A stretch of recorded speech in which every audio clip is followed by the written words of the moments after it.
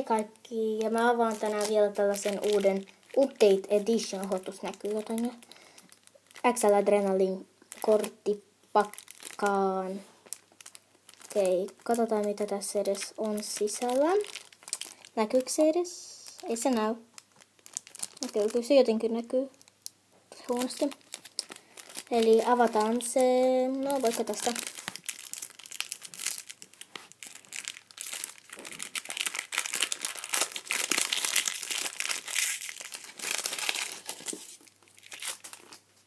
Eli nyt mä teen sellaisen mini-taikatempun.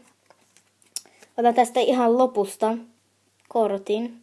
Ja tämän pitää olla tosi hyvän kortti. Mä en niitä tiedä. Laitetaan sen tähän alkuun. Sitten katsotaan.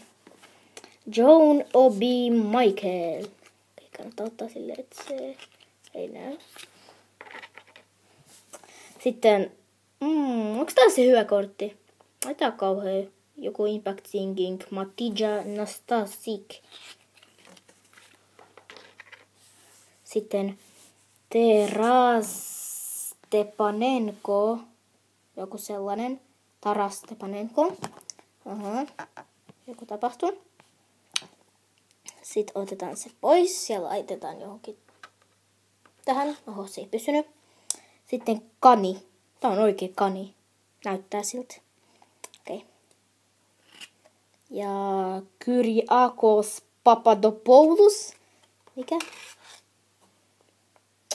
Okei.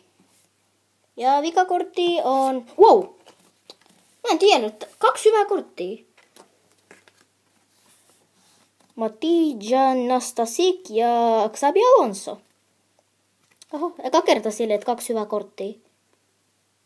Okei. Jos te tykkäsitte tästä videosta, peukkuja ylös, tilakaa tämä kanava ja heippa!